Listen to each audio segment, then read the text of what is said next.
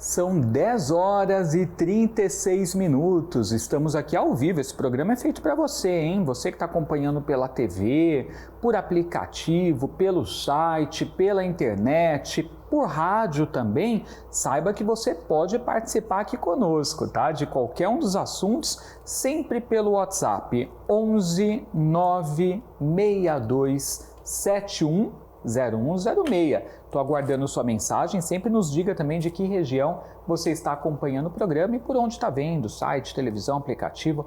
A gente quer saber.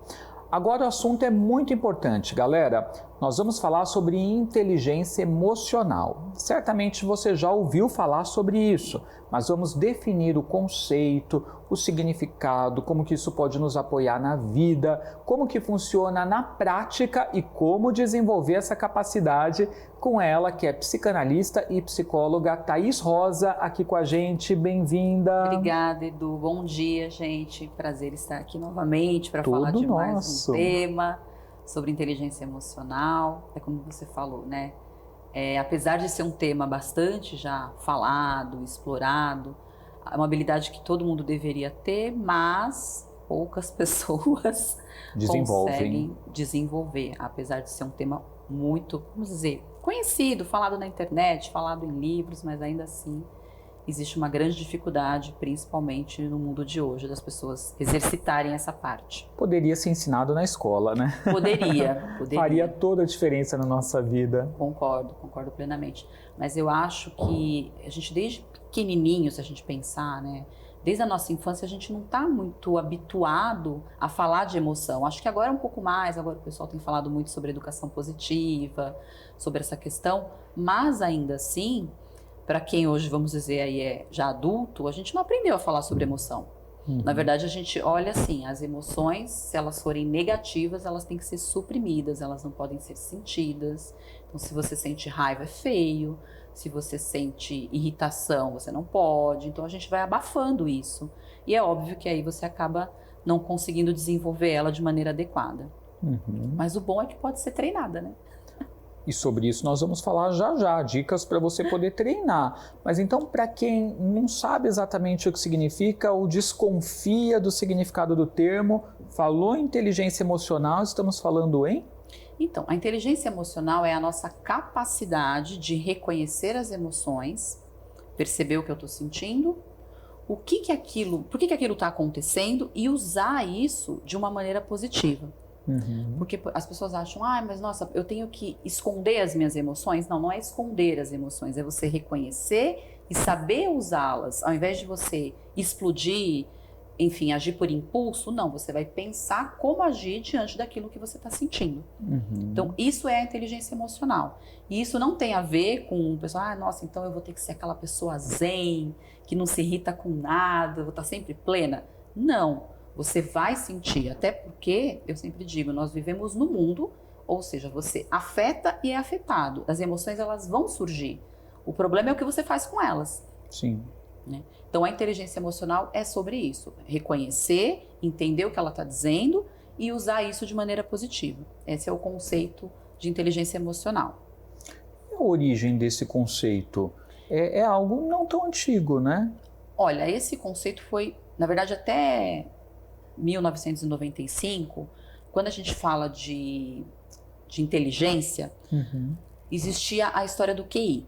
Então, até 95 falava-se muito de QI. Claro que a gente já falava de outras inteligências em outros momentos, porque hoje a gente tem as inteligências múltiplas. Então, é uma diversidade de questões que dizem o quanto você é inteligente. Mas durante muito tempo foi a questão do QI. E o QI está relacionado à parte cognitiva e à parte de raciocínio lógico.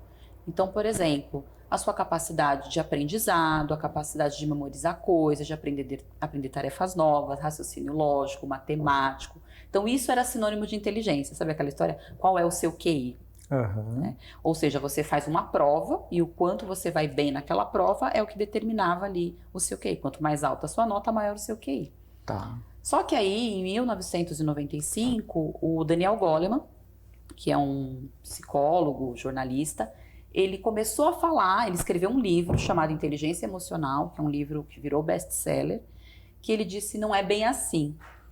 Além da questão do QI, existe o QE, ou quociente emocional ou inteligência emocional, Uhum. que dizia que pessoas com alta capacidade de gerir as suas emoções eram muito mais bem-sucedidas do que aquelas pessoas que tinham um QI muito alto e um QE baixo. Uhum. Então, as pessoas com QI alto, elas são pessoas que têm mais dificuldade, por exemplo, de lidar com frustração, com crítica, com relacionamento com outras pessoas, trabalho em equipe. Já as pessoas com QE alto, elas eram mais comunicativas, muito mais empáticas, muito mais de conseguir se relacionar com o outro de maneira positiva, sendo mais resilientes.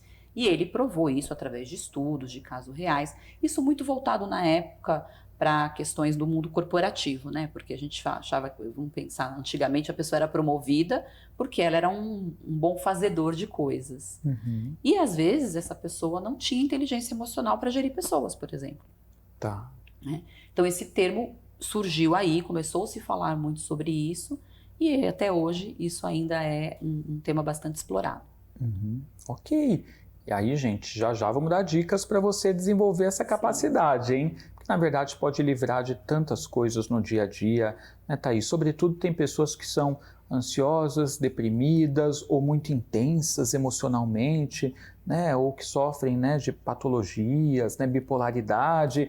E aí a pessoa, na verdade, ela se vê às vezes refém das emoções dela e daquilo que ela está vivendo e perde o controle. Como tem gente que perde o controle, né? Sim.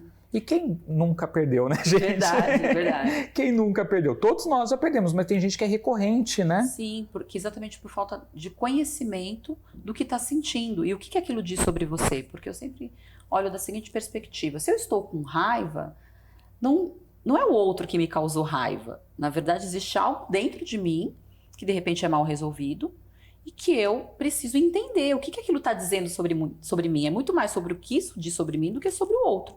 Uhum. Né? E o bacana é que assim, o QI, por exemplo, como a gente estava falando, ele estabiliza, ele tende a se estabilizar. O quociente emocional não. É algo que você pode desenvolver em qualquer momento da sua vida. E isso vai te livrar de mil coisas, por exemplo, de agir por impulso, de você tomar uma atitude e se arrepender depois. Uhum. Então, às vezes a pessoa, ela simplesmente só reage, ela não para refletir o que aquilo está dizendo sobre ela. E eu acho que esse é o grande ponto, a grande sacada, para que você consiga realmente ter relações mais saudáveis. Porque você imagina, eu fico olhando, por exemplo, para as redes sociais, Edu. Hoje, se você entrar em qualquer rede social, na internet, eu falo, gente, o que está acontecendo com as pessoas? Porque qualquer coisa que você fale vira ataque, vira julgamento, Você vira só não é cancelamento. atacado se você não falar nada, né? Exato, exato. A gente estava comentando aqui, antes da gente entrar no ar, a questão dos bebê reborn, né? E eu fiz um post essa semana, e assim, o post ele nem foi, sou a favor ou sou contra. Uhum. Era uma reflexão sobre o significado disso. E as pessoas, elas nem leem o que você escreveu. E elas já começam a te detonar, do tipo, vocês psicólogos ficam julgando a gente. Em momento nenhum eu fiz um julgamento. A pessoa nem leu, né? Ela nem leu.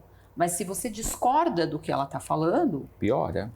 Acabou. Então as pessoas não conseguem mais ouvir o outro, parar para escutar de fato o que a outra pessoa está dizendo, ou refletir. Mas isso por quê? Por causa da bolha. Uhum. A gente está sempre vivendo, as pessoas vivem em bolhas, então você só segue pessoas que você gosta, pessoas Sim. que pensam como você. Então, quando alguém fala o contrário disso, é um problema. Aí vira ataque, vira julgamento, vira cancelamento.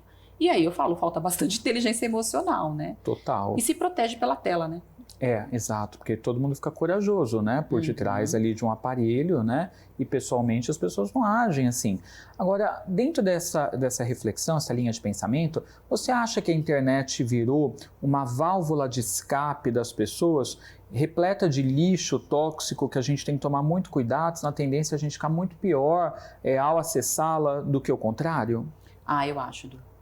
Não tem como fugir da realidade, né? A gente tem que utilizar, mas com cuidado, né? Eu acho que tem que ter muito cuidado, porque... Primeiro porque ela influencia tanto de maneira positiva como de maneira negativa.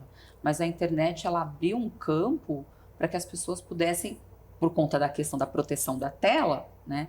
Um campo para você falar o que você quiser.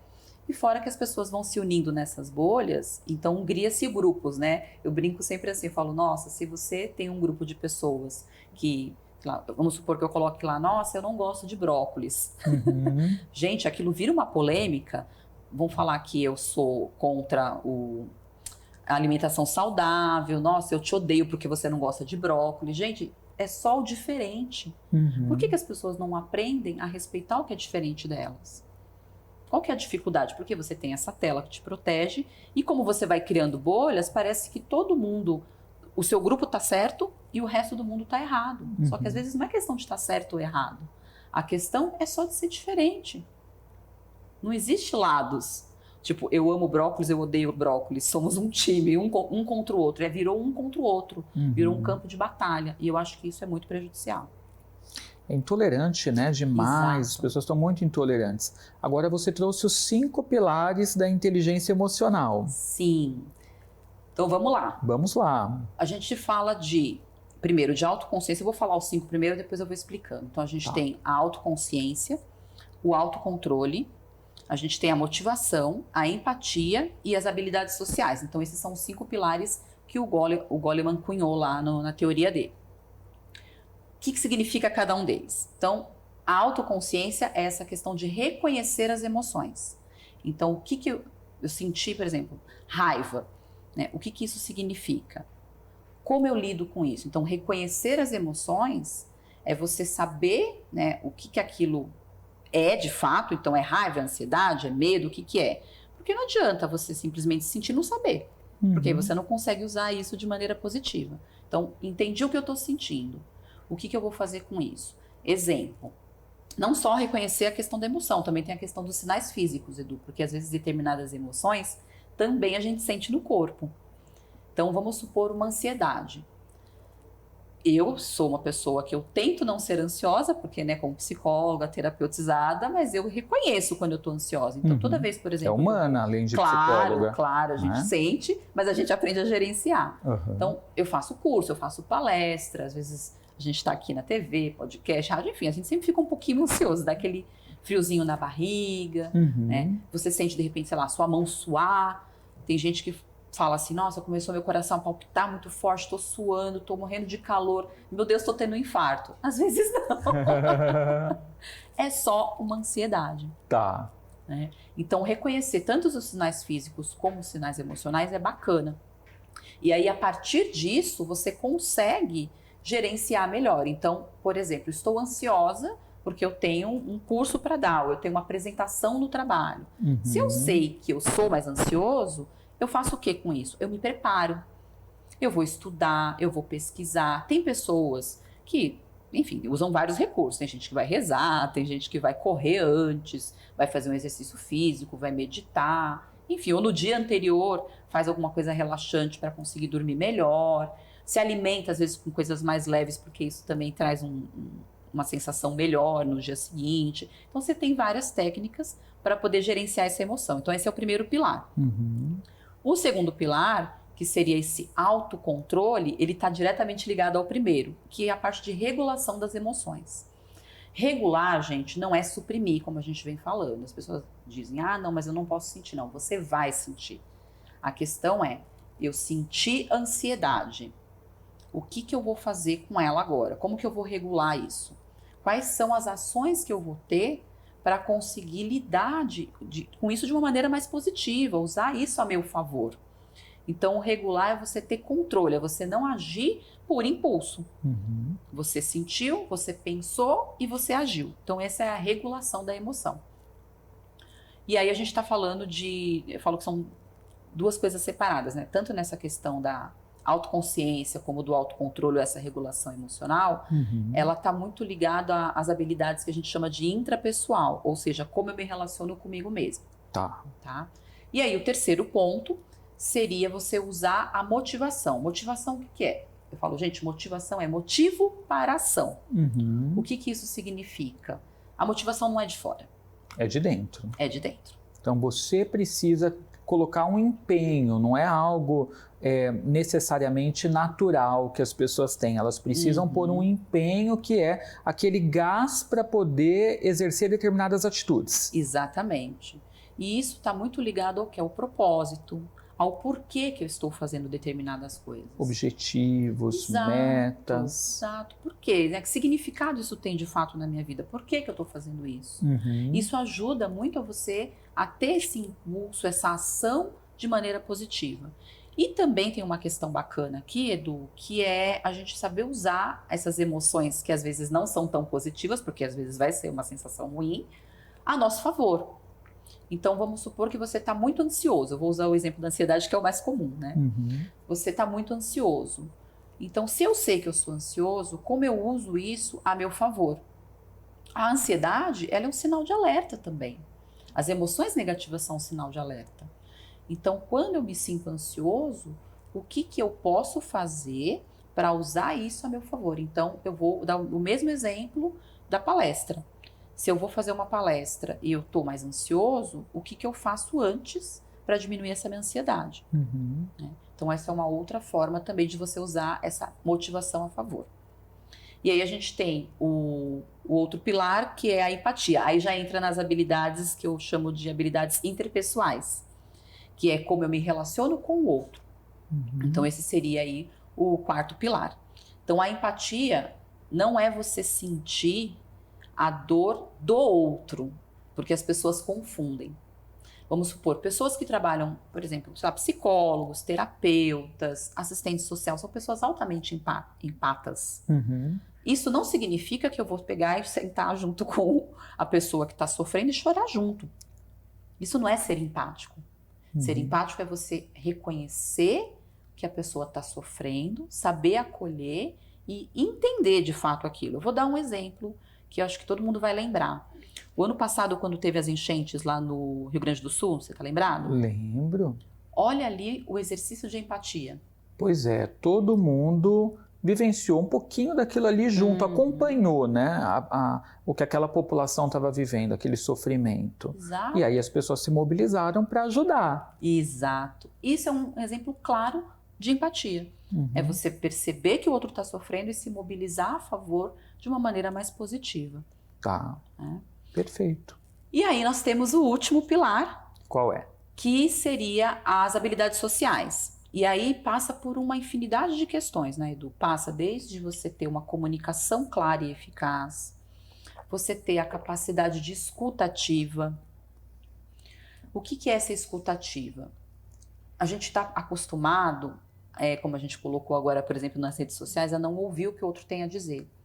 E geralmente as pessoas, elas estão ali, eu estou aqui falando com você, conversando com você, mas você está prestando atenção no que está acontecendo, às vezes, na mesa que está do lado, ou as pessoas estão no celular, conversando com você e pensando em qualquer outra coisa. Você está, de fato, escutando o que aquela pessoa tem a dizer? Não. Se a pessoa pergunta alguma coisa, a gente não sabe nem o que responder, Exatamente. Né? Você olha e fala, o que você falou mesmo? A escutativa é, de fato, você estar presente, ouvindo, de fato, o que aquela pessoa tem a dizer, porque isso vai facilitar a ter essa compreensão que a gente falou, vai facilitar você a ter mais empatia pelo outro. Então, isso é uma habilidade extremamente importante, tanto na vida pessoal, como também na vida profissional.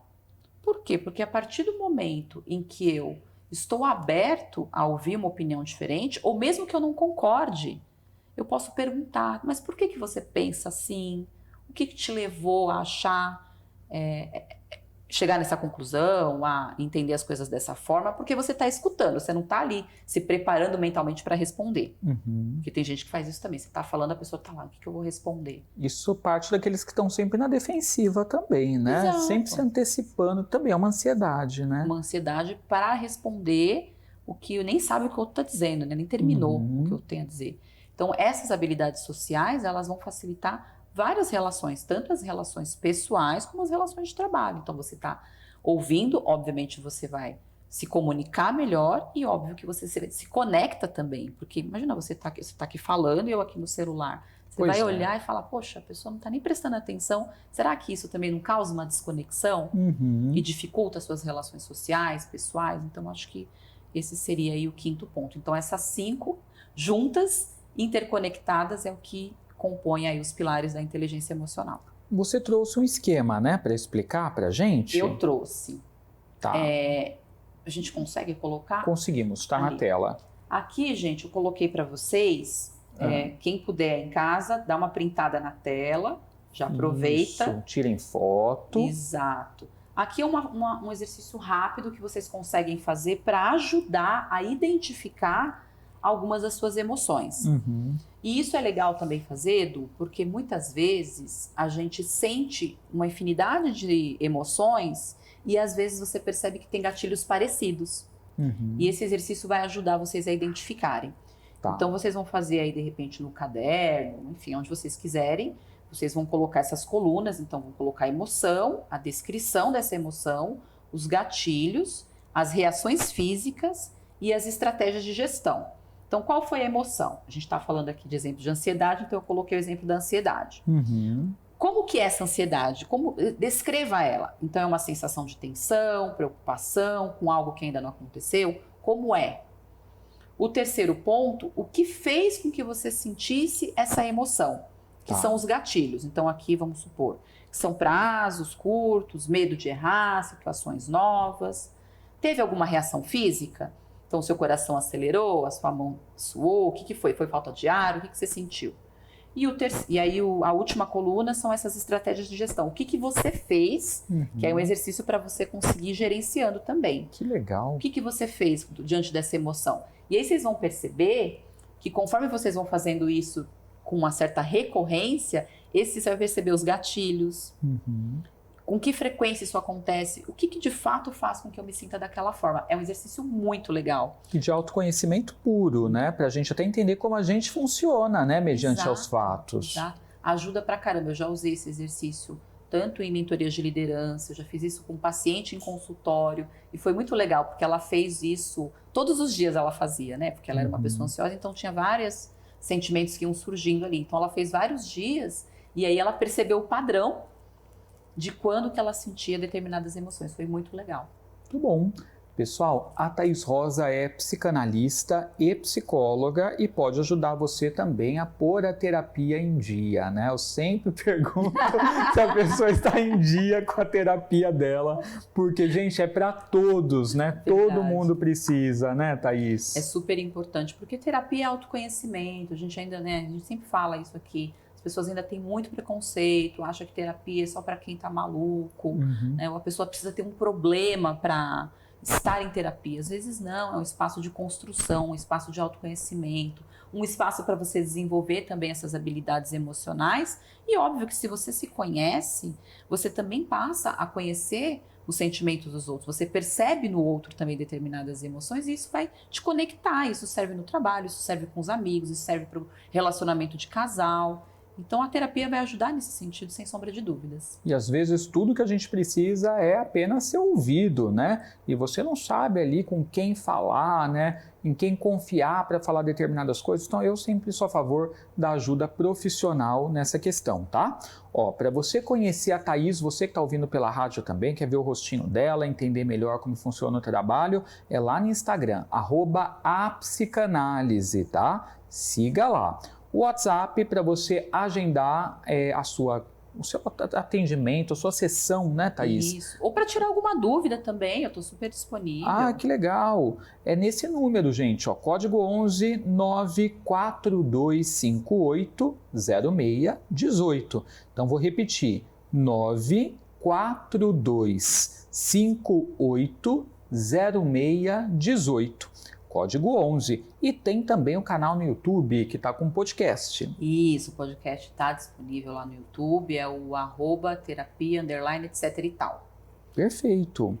Muito obrigado, Imagina, Thaís, Edu. pela vinda, pelo papo, adorei as dicas. E com base nisso a gente consegue até refletir se a gente está praticando ou não, né? Exatamente, né? Bora refletir, botar a luz aí sobre esse tema, que eu tenho certeza que vai contribuir muito para as relações aí de vocês. E eu agradeço, porque você sempre contribui com a nossa vida, trazendo esses temas para a gente.